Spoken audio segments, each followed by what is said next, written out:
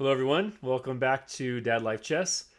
Just going to record another video here for the channel. I've been trying to do some longer games again here in 2023, jumping back into chess. It's not that I'm not playing Blitz at all, but I feel like this is a healthier outlet if I want to spend some time and invest in improving. So we're going to look for a 10-minute game. I'm going to try to keep the length of the video down. The last one was a little bit longer than I wanted. All right, we're going to play a Scandi. Fun fact, what actually got me into chess, really into chess, well, my brother-in-law, obviously Joel, who runs the channel, was the first person. But I think the first thing that really pushed me down the path was John Bartholomew's YouTube channel. So I started watching videos there 7 years ago, 6 years ago, something like that. I've watched many, probably hundreds of videos from him. For a while there, he was posting 3 videos a day, standard, blitz, and bullet, 1 video each per day. So just a lot of content there, and that's one of the first things that I watched. I do not play the Scandi correctly, so please don't send this to him and have him analyze. I don't follow the correct lines, and that's mainly because of my bad habits from blitz. I tended to adopt unusual lines that people weren't familiar with that were actually quite bad for me. So, among other things, slower games are going to reveal where that's happening and where I need to adjust my plans.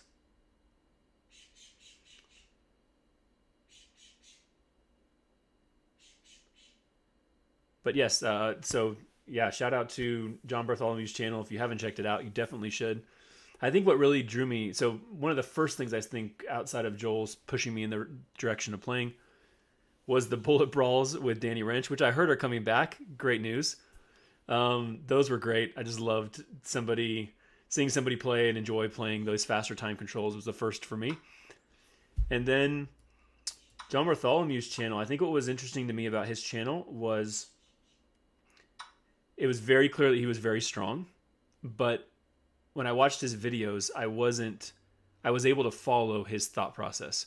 So as he's thinking through candidate moves, as he's walking through lines, I didn't sit there thinking, "Oh, this is easy. I can do this myself." I obviously knew that I had a long way to go, but it felt like the path that he was laying out for how to play and how to think through your moves was something that I could copy, something that I could emulate. And so, yeah, I was very, very much into that channel early on.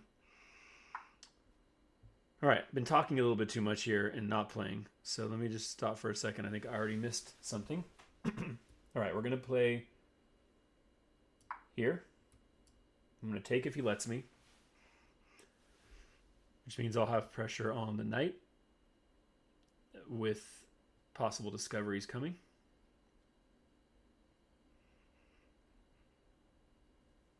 I need to look over this once I'm done, but I'm pretty sure something here is not right already.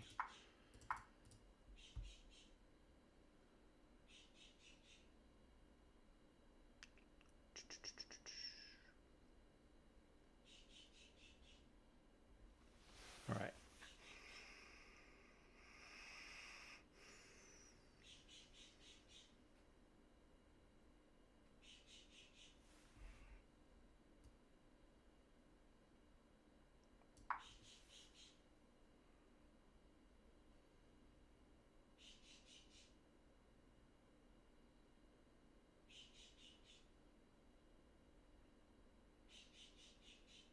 My idea here is if he takes, I want to take with the queen, I believe.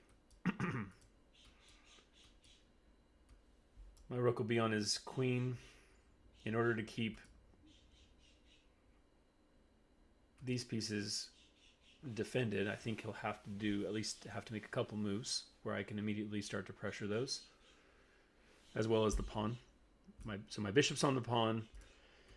After I take back here, I will be on the bishop, and then with the potential to even move here and be on the knight as well. So there's just a little bit of, there's some options here. Now, can I take here? I think I can. I'm not sure I want to take his knight. I think his knight is not well placed right now, so I'm thinking about taking with the pawn. Excuse me. and looking for a push eventually. Let's do that. Here.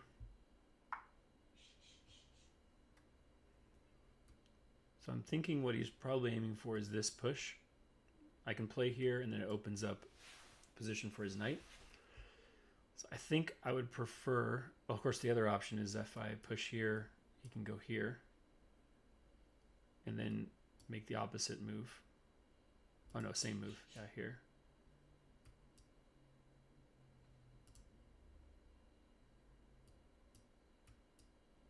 Yeah, I want to do this. I'm going to play here. My guess is he goes here.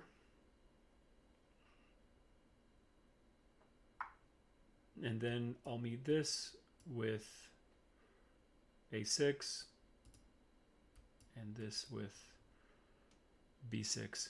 There are some times where you can sack here, and this pawn is pretty fast on the a file. I don't think it works here because I can always take back with the queen and hold everything together. But I know that is something that can happen sometimes. All right, I'm up on time. That's good compared to my last game. Just going to grab some space here with h5. Idea is to eventually move the rook in here. The knight, excuse me. Get some pressure, maybe force some weaknesses. I might even continue with h4.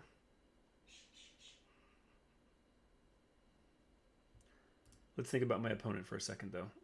So doesn't really make any sense. I would just push. He can get his bishop on a more active square and off of where it is. That also works. So now he's here.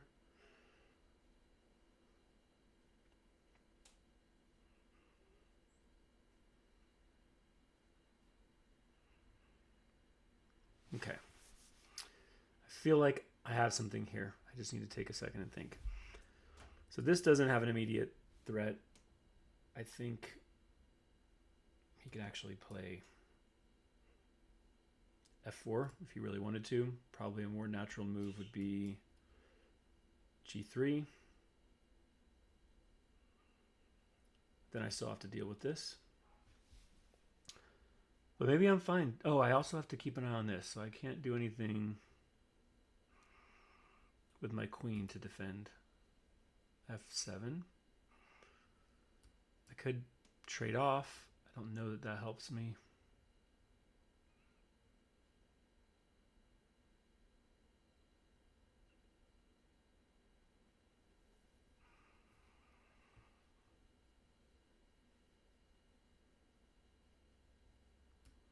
Just looking at g5 takes.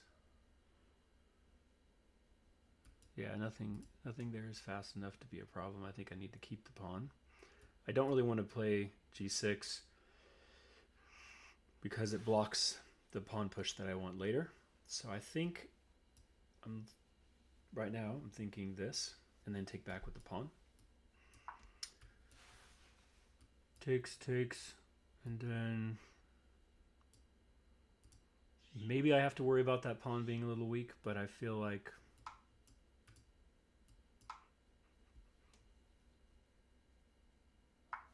it should be fine. Oh, he doesn't want it. Okay. So can I play here? Do I want to play here?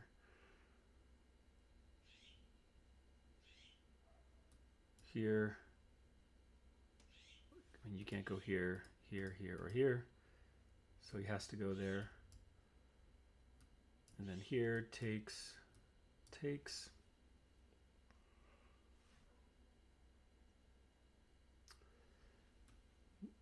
Then he can go here. I have a pawn on d3. Is that dangerous or is that a liability? I don't know.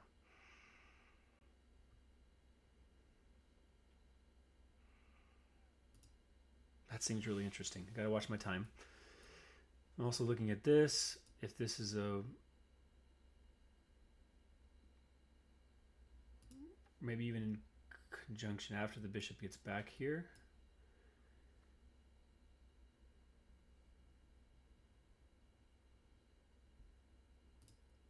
I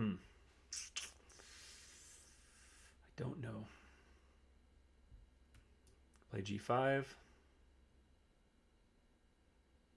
feel like this is where the pressure is right now. I really don't think I want to allow, for example, even something like this. I think I need to take advantage of this now.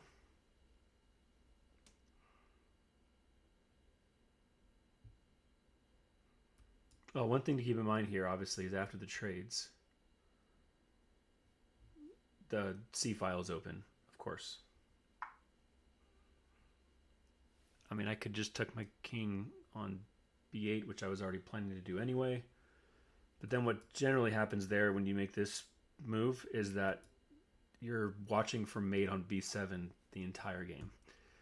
And so here takes, here. I would try to trade off that bishop. I could try to trade off the bishop, but then that pawn is falling on d3 anyway. I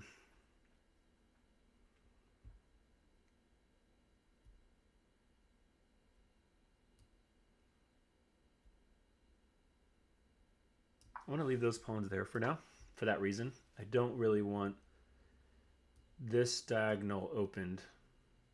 Sorry, this diagonal opened after this push, and not be able to remove the bishop that's on f3, and potentially the queen following it. Because even if I were to trade off bishops, the queen can come there immediately as well. And again, I'm just worried about mate on b7 the rest of the game.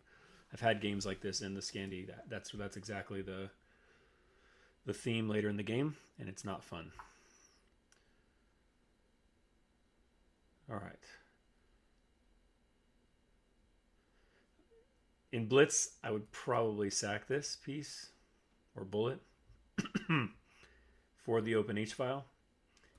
I mean, here, it's just not enough. Even in Blitz, he could block mate on H1. Definitely not worth it. Let me just think for a second. Takes. Might be worth the other option though. Takes, sack the knight. So I'm threatening mate.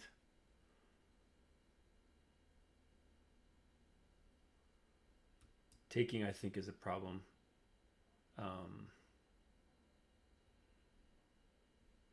That same line I just talked about, for example, I think here. No, even there. He can play f3. All right, let's trade the piece. I was already worried about this in an endgame situation anyway. Here takes.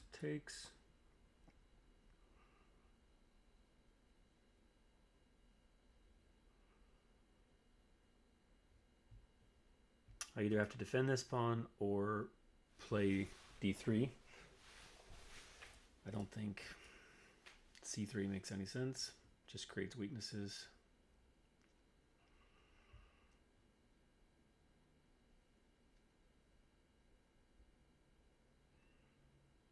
I wonder if I'm better here, if it's worth trading. Takes, I have these 3 pawns. I might be able to get connected. I'm running out of time. Too much thinking, too much talking.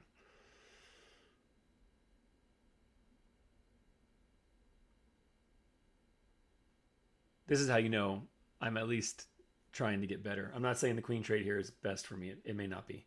But my bad bullet and blitz habits, you never trade queens. Always keep your queens on the board.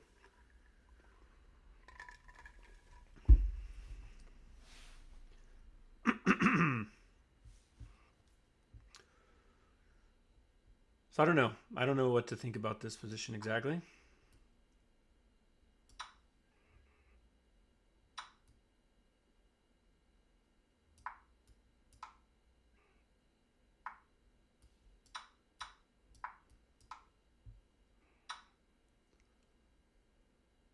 Okay, I'm playing all these pretty quickly because I just didn't think that this was going to work for him.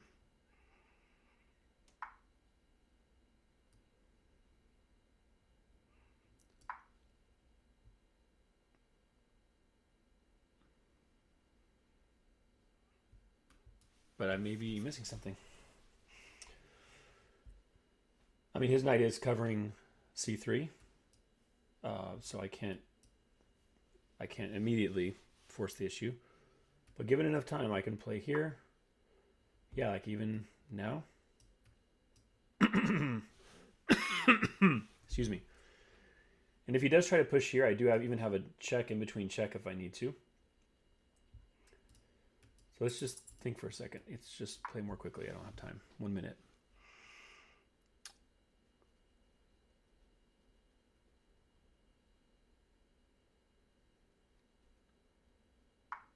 Yeah.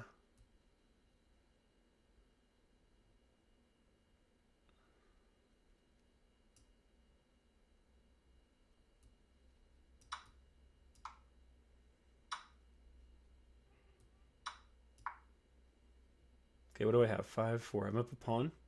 46 seconds. Massive time issues.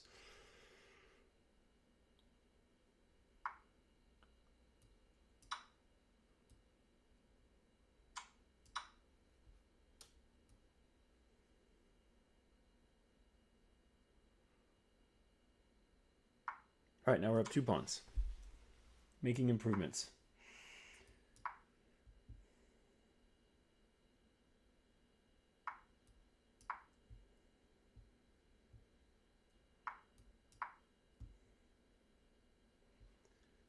This is why I want to move 2 games with an increment. It's just very difficult.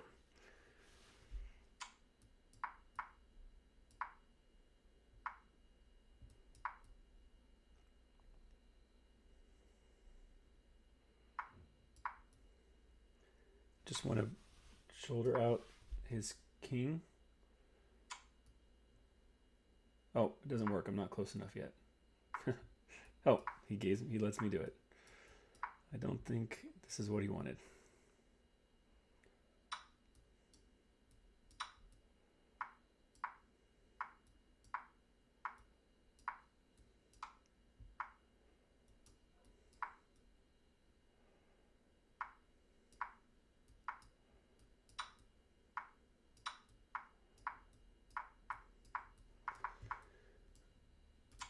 My opponent definitely could have put up more of a fight than that.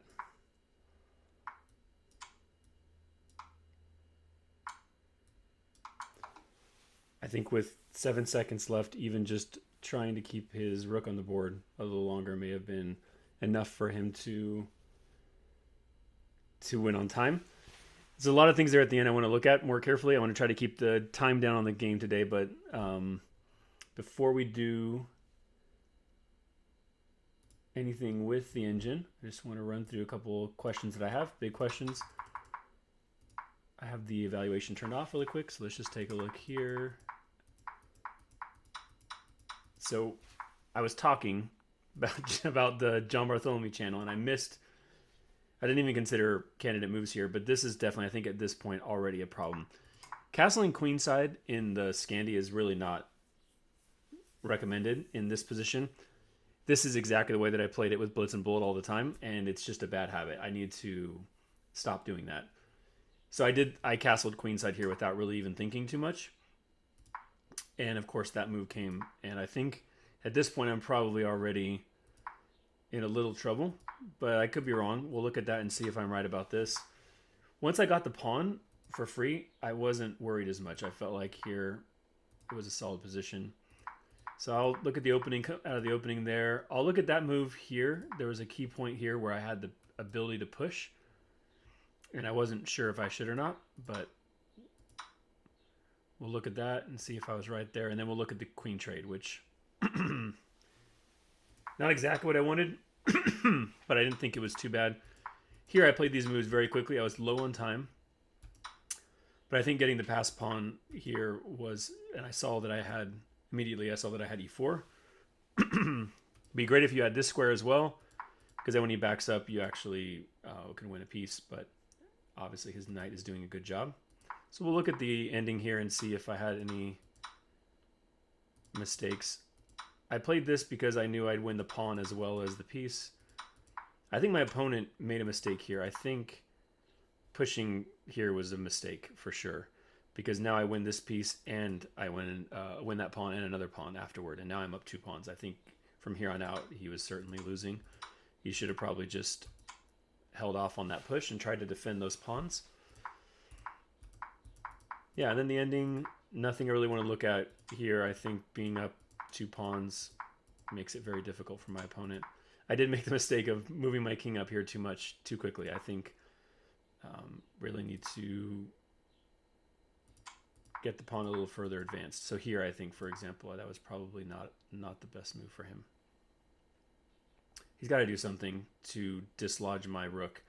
It's just too comfortable in this square, so I think he needs to do something like this, even if it's a little bit annoying.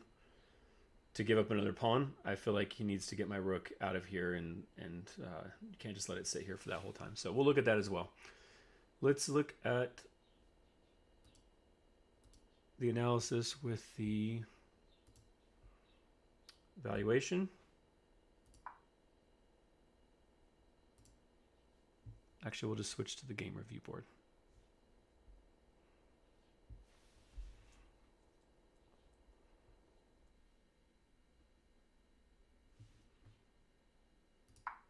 All right. So here, everything's okay.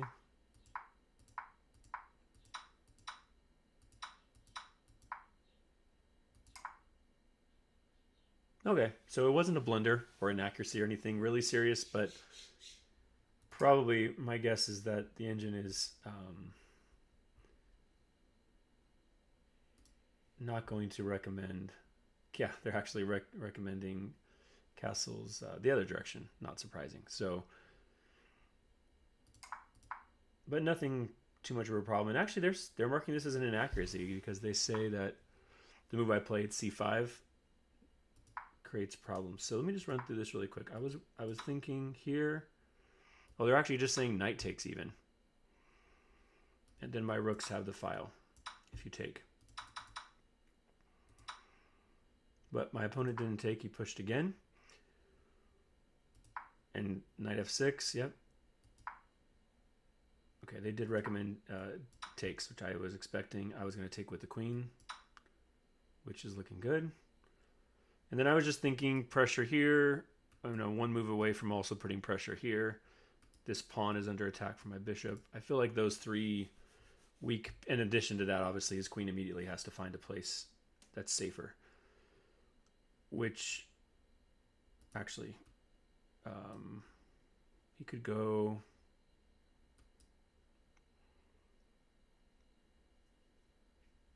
Interesting. I don't even know where his best move is here. Where is his best move? Bishop d3. No, that can't be right.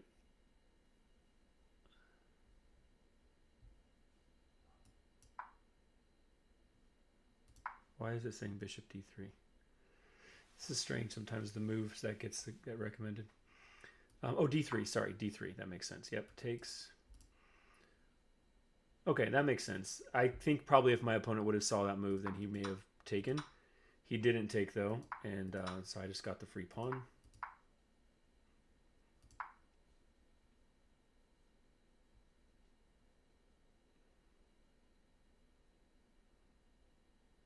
h5. They want to make my h5 move early. It's fine. I guess the reason why I played this here is I didn't want his knight to get into this square. This square is very awkward to deal with. So for example, here,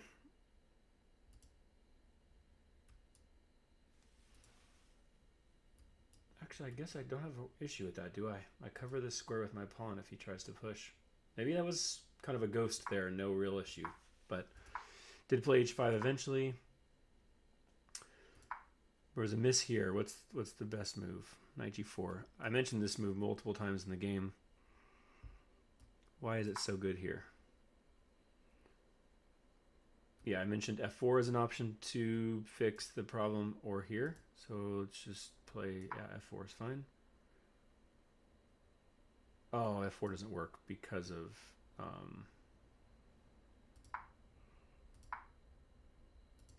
the fork.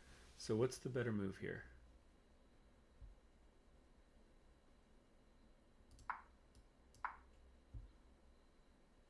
G3. The other common way of stopping. Knight E5. Ah, so maybe the point here was not the pressure on H2. The point of that knight move was a temporary pressure in order to get it to a better square. E5. Putting pressure on the bishop, protecting the pawn, and possibly in the future threatening some tactics here. Next move, of course, or one of the next moves, will be playing H4. Yeah, I like that. I did not see this maneuver to get the knight here, but it makes a lot of sense. It protects the piece that I was worried about. It also gets the knight off of f6, so that I can maybe even in the future play f6, which would also fix my weakness here and address that a different way. So that actually does make a lot of sense. Instead, I looked to trade. He didn't want to. C4 looks like it was good. So here I was considering a few things. Let's look at the best option. I was considering this, and I felt like it was not good because it opened up this file.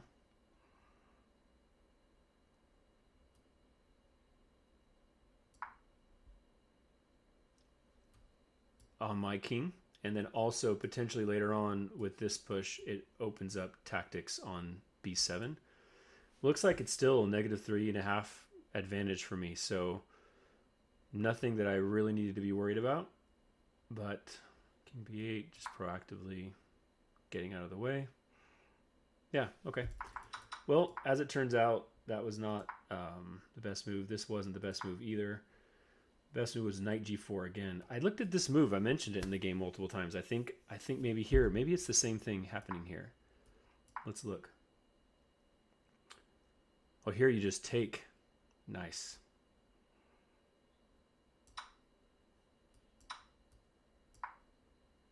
This pawn is pinned. Oh yeah, this looks like a lot of fun. You have your bishop potentially coming here if needed. Yeah, I could definitely see this. That would have been a brilliancy if it would have been caught in the game. But yeah, that's not a move that I saw there. Instead, I played the bishop, looking to trade. Just out of curiosity here, the best move was bishop D7, just coming back. Maybe looking to push this pawn. King B8. Yeah, nothing dynamic, but trading was also fine. Here I looked for a queen trade. That was the thing that I eventually went for. It looks like that is the best computer move here. Wait a second. Why did that have... No, queen D5. The engine's deciding. But queen D5 looks like it's the best move. Defending the pawn that way.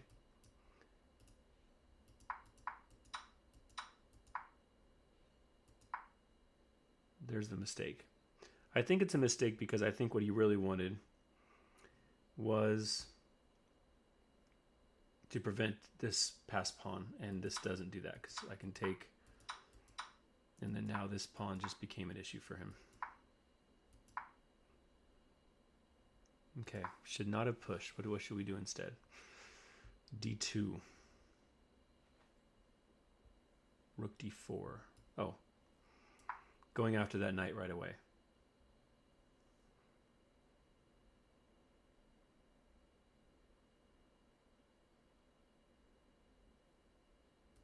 Yeah, I was thinking F3 would still be played.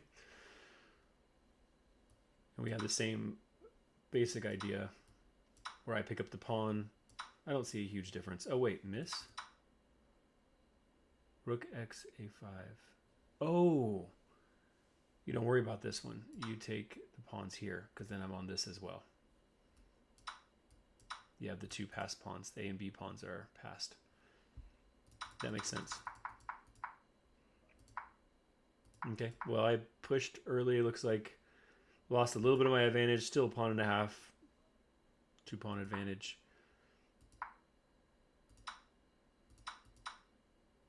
Same thing here. I missed it. I had the same exact tactic later. Instead of taking on E4, which is what I planned when I first thought about that line, I just missed the fact that you can get 2 pawns instead of 1. As it turns out, he blundered here, I think, this is +2 or -2.5 here. At this point, he's already going to have issues. Now, I think, let me just look at the end of this.